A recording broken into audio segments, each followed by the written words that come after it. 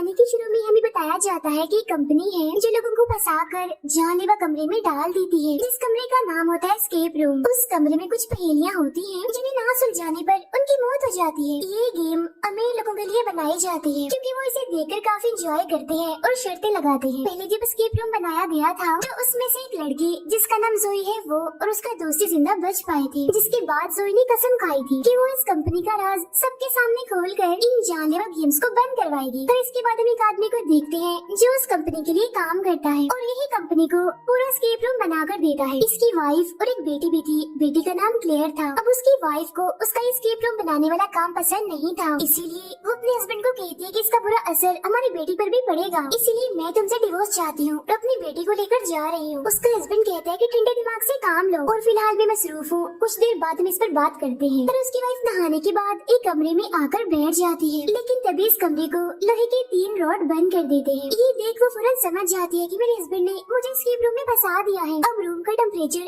तेजी से बढ़ने लगता है, जिस वजह से गर्मी की शिद्दत भी वहाँ पर बढ़ती जा रही थी। वो दरवाजा खोलने का कहती है लेकिन आगे से कोई जवाब नहीं आता। अब भाप की वजह से शीशे पर एक पहेली दिखती है जिसका जवाब पत्थर था। जब वो वहाँ पड़े हुए पत्थरों को देखती है जिसमें से उसे एक मकनातीस मिलता है, जिसे देख वो फौरन समझ जाती है कि इस मकनातीस के जरिए उसे वो तीनों लोहे के रॉड दरवाजे पर से हटाने हैं। तो वो एक एक करके रॉड हटाने लगती है,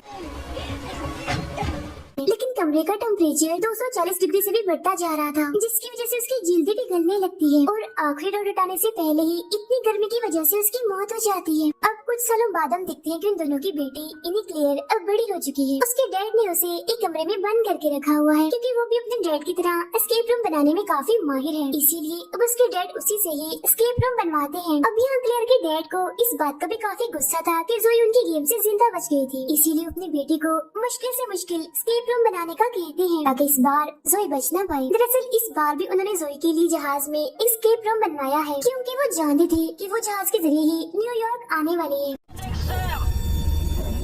अब हम जोई और उसके दोस्त को एयरपोर्ट पर देखते हैं क्योंकि ये उस कंपनी का पर्दाफाश करने ही न्यूयॉर्क जा रहे हैं, लेकिन जोई को यहाँ कुछ गड़बड़ लगती है, इसीलिए वो जहाज से जाने के लिए मना कर देती है, जिससे उन दोनों की जान बच जाती है। अब ये दोनों गाड़ी के जरिए ही न्यूयॉर्क के लिए निकल पड़ते हैं। रास्ते में एक होटल में रात गुजारते हैं जहाँ जोई के दोस्त को ऐसा लग रहा था जैसे वो अभी भी एस्केप रूम में है, लेकिन हकीकत में ऐसा कुछ नहीं होता, वो बस उसका बुरा ख्वाब था। अब ये लोग एक जगह पर जाते हैं जहाँ एक चोर जोई की चेन छीन कर भाग जाता है। दोनों उसका पीछा करते करते एक स्टेशन पर आ जाते हैं। वो चोर इन दोनों को एक ट्रेन में फंसाकर वहाँ से भाग जाता है। अब यहाँ जोई को कोई गड़बड़ लगती है क्योंकि ट्रेन में सिर्फ 6 लोग ही बैठे हुए थे। वो ड्राइवर का केबिन चेक करने जाती है लेकिन वहाँ पर भी कोई नहीं था और उसका दरवाजा बंद था। अब इनका डब्बा बाकी ट्रेन से अलग होकर कहीं दूसरी जगह पर जाने लगता है। सभी काफी घबरा जाते हैं। फिर ये डब्बा एक खाली पड़ी हुई सुरंग में जाकर रुकता है।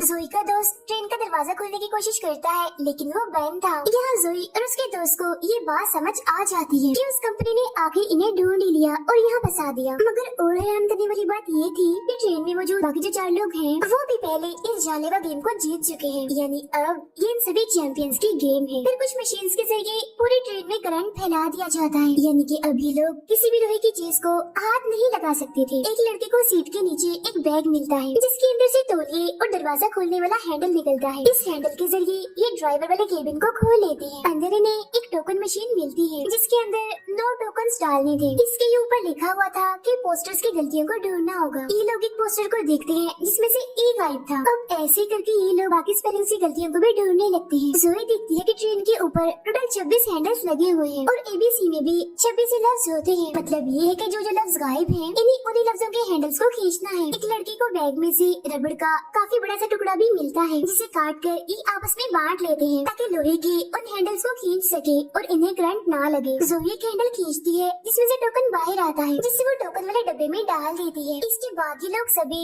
गायब लफ्जों के हैंडल्स खींच रहे थे जिसमें से एक के बाद एक टोकन निकल रहे थे, लेकिन हैंडल खींचने की वजह से वहाँ करंट बढ़ता ही जा रहा था।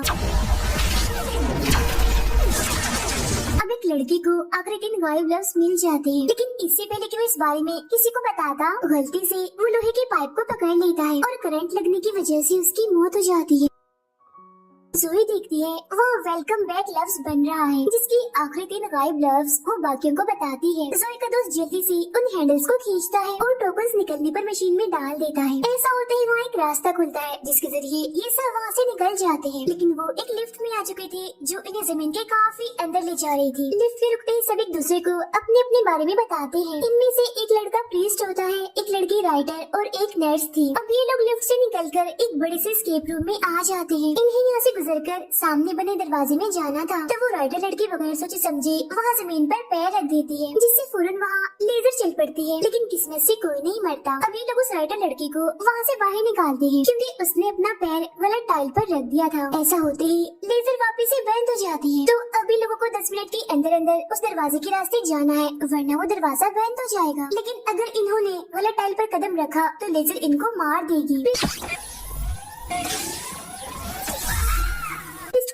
लॉलीपॉप्स में से एक चाबी मिलती है। जोई उस चाबी को निकालकर काउंटर पार करके तिजोरियों वाली जगह पर जाती है। नर्स और राइटर को भी एक चाबी मिलती है, इसीलिए वो भी तालों को खोलने जाती है। जोई का दोस्त देखता है कि हर तिजोरी पर एक नंबर था, लेकिन एक तिजोरी ऐसी भी थी जिस पर नाम लिखा था, इसीलिए अभी लोग चाबी से उस तिजोरी को खोलने लगते हैं। तिजोरी के खुलते ही उसमें से बहुत सारे तेजदार हीरे बाहर गिरते हैं, जिन्हें छूते ही जोई की उंगली कट जाती है। दोनों लड़कियों को भी इस तिजोरी से खाली नोट मिलते हैं और फौरन ही बाद वहाँ एक एटीएम की लाइट जल जाती है और अब इन्हें इस एटीएम का कोड चाहिए था। जोई का दोस्त समझ जाता है कि अगर वो जोई का खून खाली नोटों पर डालेगा तो तब शायद उन्हें कोड मिल जाएगा। और अब जैसे नर्स नोटों को देने के लिए काउंटर पर चढ़ती है तो फिर से लेजर चल पड़ती है, जिसे डरकर वो नर्स वापिस से गिर जाती है। अब उसके गिरते ही लेजर भी बंद हो गई थी। प्रीस्ट वो नोट जोई को देता है, जिस पर खून लगाने से इन्हें एटीएम का कोड मिल जाता है। और जैसे वो इस कोड को एटीएम में डालता है तो तभी यहाँ 3 घड़ियाँ अलग अलग टाइम पर रुक जाती है। ये दरअसल उनके लिए इशारा था सही टाइल्स पर जाने का। घंटे वाली सुई ये बता रही थी कि इन्हें किस तरफ जाना है और मिनट्स वाली सुई का मतलब था कि कितने कदम चलना है। अब वो प्रीस्ट इन सुइयों के हिसाब से 12 कदम चलता है। साथ ही वो अपनी पिछली वाली टाइल्स पर लॉलीपॉप भी रख रहा था ताकि बाकियों को भी सही रास्ता पता चल सके, लेकिन वो सुइयों की मदद से सिर्फ आधा रास्ता ही पार कर पाता है क्योंकि अगली टाइल एक बटन की तरह दब जाती है और फौरन ही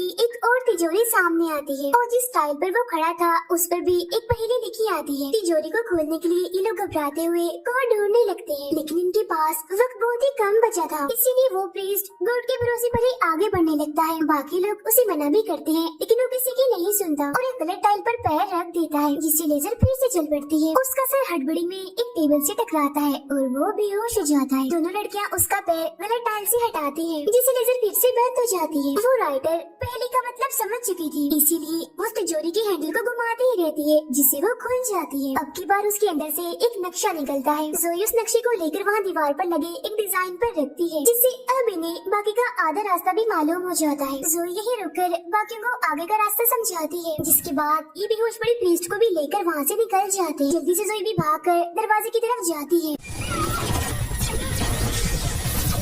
और दरवाजा बंद होने से पहले ठीक वक्त पर वहाँ से निकल जाती है। और अब यहाँ पर इनके 2 स्केप रूम पार हो जाते हैं। प्रीस्ट को भी होश आ गया था, जिसके बाद अब ये तीसरे स्केप रूम में आगे बढ़ते हैं, जिसे बिल्कुल समंदर के किनारे की तरह बनाया गया था। राइटर को वहाँ एक कैमरा दिखता है, जिसे उठाकर वो वहाँ की एक तस्वीर बनाती है। तस्वीर में वे कश्ती को देखती है, लेकिन उनके सामने तो ऐसा कुछ भी नहीं था, इसीलिए अब ये लोग उस कश्ती को ढूंढने लगते हैं। कबाड़े में जोई के दोस्त को एक टूल मिलता है, जिससे लोहे की चीजों को ढूंढा जाता है। उसके जरिए वो हर जगह पर कश्ती ढूंढने लगता है। जोई इधर 2 स्टैचूज भी देखती है, जिनमें से एक की आंखों पर सिपियां रखी गई थी, जो काफी अजीब दिख रही थी। तभी वो टूल रेत में आवाज करने लगता है, जिसके बाद ये लोग उस जगह से रेत खोदने लगते हैं और रस्सियों से बंधी एक काफी बड़ी चीज बाहर निकालते हैं, लेकिन रस्सी टूट जाती है और रेत उस रस्सी को फौरन निकल जाता है। अब ये लोग समझ चुके थे कि ये रेत दलदली बनती जा रही है, जिसमें सबसे पहले वो नर्स फंसती है और देखते ही देखते रेत उससे भी निकल जाता है। फौरन वो प्रीस्ट अपनी कमर पर रस्सी बांधकर रेत में कूद जाता है। वो नर्स को तो बचा लेता है, लेकिन रस्सी एक बार फिर से टूट जाती है, जिस वजह से रेत में दबने से उसकी मौत हो जाती है। वो रेत और दलदली बनती जा रही थी, इसलिए ये लोग भागकर एक केबिन में आ जाते हैं। अंदर जाने के बाद इन्हें पता चलता है कि यहाँ से निकलने का रास्ता वहाँ रखी फ्रिज के अंदर है, लेकिन फ्रिज को खोलने के लिए इन्हें कोड ढूंढना होगा। यहाँ एक बटन भी था, जिसे जैसे जोई दबाती है बाहर बनी बिल्डिंग में लाइट जल पड़ती है। वो समझ जाती है कि अगला इशारा उस बिल्डिंग के ऊपर ही मिलेगा, इसीलिए वो फौरन उसके ऊपर चढ़ जाती है सीढ़ियों के जरिए। यहाँ दूरबीन के जरिए जोई को एक मैसेज दिखता है जो था आई कांट सी यू। सी की स्पेलिंग गलत थी, वो SEE के बजाय SEA थे। वो चिल्लाकर सभी को ये इशारा बताती है, लेकिन नीचे उतरते हुए उसकी नजर वहाँ एक गोल दरवाजे पर जाती है। जोई के दोस्त को वो इशारा समझ आ गया था, इसीलिए वो भागकर उस स्टैचू के पास जाता है जिसकी आंखों की जगह सिपियां लगी हुई थी। वो बड़ी मुश्किल से उसकी आंखों से सिपियां उतारता है जो दरअसल फ्रिज का कोड था। वो जल्दी से अंदर आकर उस कोड से फ्रिज को खोल लेता है जिसके जरिए अब ये लोग यहाँ से निकल सकते थे। उधर जोई भी वो गोल दरवाजा हटाती है जिसके अंदर एक खुफिया रास्ता था, जिसे देखकर वो फौरन समझ जाती है कि अगर वो इसके अंदर जाएंगे तो सीधा गेम से निकल जाएंगे। इसीलिए वो बाकी लोगों को भी अपने पास बुलाती है। तब राइटर के अलावा उसका दोस्त और वो नर्स उस पर भरोसा करके उसके पास जाने लगते हैं। वो सीढ़ियों के जरिए ऊपर जा रहे थे। नर्स तो ऊपर चढ़ जाती है, लेकिन जोई के दोस्त के ऊपर जाने से पहले वो सीढ़ियाँ अंदर चली जाती है और वो नीचे गिरकर रेत में दफन हो जाता है। ये देखकर जोई को काफी दुख होता है। अब वो दोनों खुफिया रास्ते से निकलकर एक जगह पर आती है और यहाँ से निकलने के लिए भी इन्हें एक सीढ़ी मिल जाती है। वो सीढ़ी के जरिए बाहर आती है और आसपास गाड़ियाँ देखकर समझ जाती है कि वो किसी सड़क पर है, मतलब वो सच में गेम से बाहर आ गई है। लेकिन ऐसा कुछ नहीं था। तभी वो राइटर यहाँ भागकर आती है और बताती है कि ये चौथा स्केप रूम है और यहाँ हर एक मिनट के बाद तेजाब की बारिश होगी, जिससे बचने के लिए यहाँ बने स्टोर में जाना होगा, लेकिन वहाँ पर ताला लगा हुआ है। राइटर ऊपर चढ़ती है तो उसे वहाँ एक चाबी मिलती है जिससे ताला खोलकर ये शटर ऊपर करती है और देखती है कि स्टोर के सामने तो एक और दरवाजा लगा हुआ है। अब टाइम खत्म होते ही यहाँ तेजाब की बारिश होने लगती है। तभी तीनों के ऊपर एक कवर आ जाता है जिससे इन्हें कुछ नहीं होता। तभी बारिश बंद हो जाती है और दोबारा से 1 मिनट का टाइमर लग जाता है। तभी यहाँ एक बॉक्स के अंदर फोन बजने लगता है, लेकिन उसके दरवाजे पर भी ताला लगा हुआ था। तब जोई कहती है कि अगर हम तेजाब को जमा कर लें तो इस ताले को पिघलाकर हम दरवाजा खोल सकते हैं। तब वो नर्स किसी ऐसी चीज को ढूंढने लगती है जो तेजाब से नहीं जली और उसे एक बोतल मिल भी जाती है। टाइम खत्म होते ही बारिश फिर से शुरू हो जाती है। ये लोग बोतल को वहीं रख कवर के नीचे खड़ी हो जाती है। बारिश बंद होते ही उस बोतल में जमा हुए तेजाब से टेलीफोन बॉक्स का ताला पिघला देती है और दरवाजा खुल जाता है। जोई अंदर जाकर फोन उठाती है, लेकिन आगे से कोई जवाब नहीं आता। एक पोस्टर के जरिए उसे गाड़ी के बारे में पता चलता है, तो वो समझ जाती है कि यहाँ पर खड़ी हुई गाड़ी उनका अगला इशारा है। वो गाड़ी के पास जाकर छानबीन करने लगती है, देखती है कि गाड़ी का दरवाजा बंद है, लेकिन तभी टाइम खत्म होने के बाद बारिश शुरू हो जाती है। उन लड़कियों के पास एक छतरी थी जिसे वो जोई को देती है, जिसकी मदद से जोई तेजाब में जलने से बच जाती है। जोई को एक पोस्टर में 3 अंगूठियाँ दिखती है और वो नर्स को कहती है कि टेलीफोन की घंटी 3 बार बजने देना और फिर फोन उठाना। तब वो नर्स ऐसे ही करती है जिसे उस गाड़ी का दरवाजा खुल जाता है। जोई फौरन जाकर गाड़ी के अंदर बैठ जाती है। बारिश में धोने के बाद वो दोनों लड़कियां भी गाड़ी के अंदर जाने की कोशिश करती हैं, लेकिन दरवाजा तो लॉक हो चुका था और तो टेलीफोन बॉक्स का दरवाजा भी अपने आप ही बंद हो गया था। वो कवर भी अब अंदर जा चुका था। अब उन बेचारियों के पास बचने का कोई रास्ता नहीं होता और जब तेजाब की बारिश होती है दोनों ही उसमें जलकर मारी जाती है। ये भयानक नजारा देखकर जोई चिल्लाने लगती है क्योंकि वो उन्हें बचाने के लिए कुछ भी नहीं कर पाई। तभी उसके नीचे से सीट खुल जाती है और जोई कहीं चली जाती है। उधर स्केप रूम बनाने वाली यानी क्लेयर के डैड को गड़बड़ लगती है क्योंकि जिस आखिरी स्केप रूम में जोई ने आना था वो वहाँ नहीं आई बल्कि कहीं और ही चली गई। तब वो समझ जाता है कि जरूर मेरी बेटी क्लेयर ने जोई को बचाने के लिए ये गड़बड़ की है। उधर क्लेयर का दोस्त जोई को अपने साथ ले आया था। यहाँ जब जोई क्लेयर को देखती है तो समझ जाती है कि ये स्केप रूम बनाती है। क्लेयर जोई को बताती है कि ये सब कुछ मैं अपने डैड के कहने पर ही कर रही हूँ। जब से मेरी माँ की मौत हुई है मेरे डैड ने मुझे यही इस कमरे में कैद कर दिया है। मैंने तुम्हें यहाँ तक इसीलिए बुलाया ताकि तुम मेरी मदद करो, मुझे इस कमरे से निकालो। लेकिन जोई कहती है मुझे तुम पर भरोसा नहीं है, मैं तुम्हारी मदद क्यों करूँ? तो वो कहती है कि समंदर के किनारे वाले स्केप रूम में मैंने गड़बड़ कर दी थी। इन्हें जब तुम्हारा दोस्त रेत में धंस गया था वो मरा नहीं बल्कि जिंदा है, सही सलामत है और एक कमरे में है जहाँ वो बिल्कुल ठीक है। लेकिन तभी वो देखती है कि क्लियर के डैड के लोग उसे ढूंढकर आखिरी स्केप रूम में डाल देते हैं जो कि एक टेम्परेचर वाला कमरा था। तब जोई का दोस्त इस कमरे की पहेली सुलझाने में लग जाता है, लेकिन अगर उसने जल्दी ना की तो वो भी क्लियर की माँ की तरह गर्मी से मारा जाएगा। क्लियर जोई को बताती है कि मेरे डैड के कंप्यूटर के जरिए मैं तुम्हारे दोस्त को बचा सकती हूँ, लेकिन उसके लिए मुझे इस कमरे से निकलना होगा। तब जोई उसे बाहर निकालने के लिए दीवार पर बनी पहेली सुलझाने लगती है, लेकिन हर सेकंड के साथ वो बदल रही थी तो उसे सुलझाना नामुमकिन था। क्लियर बताती है कि मेरे डैड ने कहा था कि मैं कभी भी खुद से इस पहेली को नहीं सुलझा पाऊंगी। तब जोई एक ऐसी जगह जाकर खड़ी हो जाती है जहाँ से क्लियर ना देख पाए। तब साइड से उसे देखने पर एक कोड मिलता है जिसके जरिए ये दरवाजा दरवाजा खोल लेते हैं और क्लेयर बाहर आ जाती है। लेकिन तब यहाँ क्लेयर के डैड घर लेकर आ जाते हैं और अपनी ही बेटी का गला दबाने लगते हैं। लेकिन वो अपने डैड को धक्का देकर उसे कमरे में बंद कर देती है जिसमें वो खुद थी। फिर क्लेयर भागकर अपने डैड के रूम में जाती है और उनके कंप्यूटर से उस आखिरी एस्केप रूम को बंद कर देती है जहाँ जोई का दोस्त फंसा हुआ था और इस तरह से उसकी जान बच जाती है। जोई क्लेयर से पूछती है कि मेरा दोस्त कहाँ है, जिस पर वो बताती है कि उसी बिल्डिंग में जहाँ तुम लोग सबसे पहले गए थे और तुम्हारे सारे एस्केप रूम उसी बिल्डिंग में खेले गए हैं और गेम बनाने वाले सभी इंसानों को मैंने वहाँ बंद कर दिया है ताकि तुम सबूतों के साथ उन्हें पुलिस को पकड़ा दो। मैं भी अपने डैड को खुद पुलिस के हवाले कर दूंगी। जोई गाड़ी लेकर उस बिल्डिंग तक पहुँचती है जहाँ पुलिस और एम्बुलेंस पहले से ही मौजूद थी। गेम में मरने वालों की लाशें भी निकाल ली गई थी और गेम कंट्रोल करने वालों को भी पुलिस ने गिरफ्तार कर लिया था। जोई को भी उसका दोस्त मिल जाता है। इसके बाद क्लेयर अपने डैड के पास आती है और अब हम यहाँ क्लेयर का